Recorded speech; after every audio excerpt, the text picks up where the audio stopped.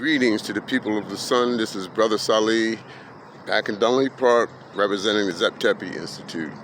This morning I came out, I was thinking about when I was much younger and I first was introduced to the teachings of the Honorable Elijah Muhammad. There was a big controversy about the meaning of the resurrection of the dead.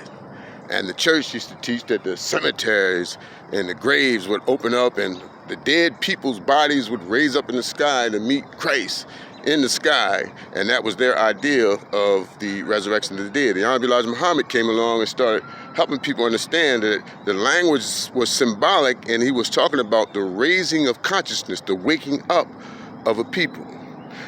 This morning I want to just add another dimension to think about, right?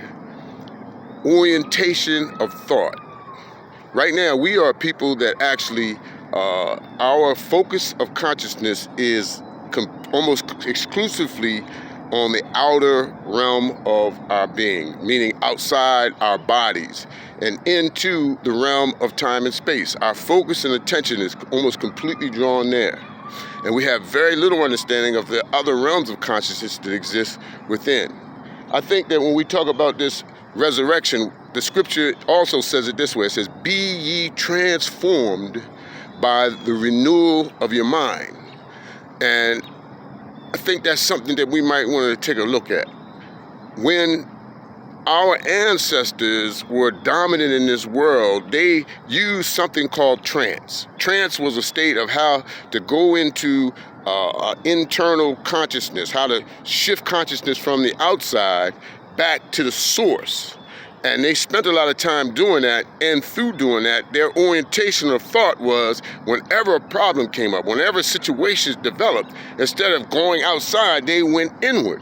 They sought the God inside themselves. And that creative genius that is the source of all of our beings, it began to produce culture, produce science, produce mathematics, produce the civilization that is functioning in the world, but yet perverted.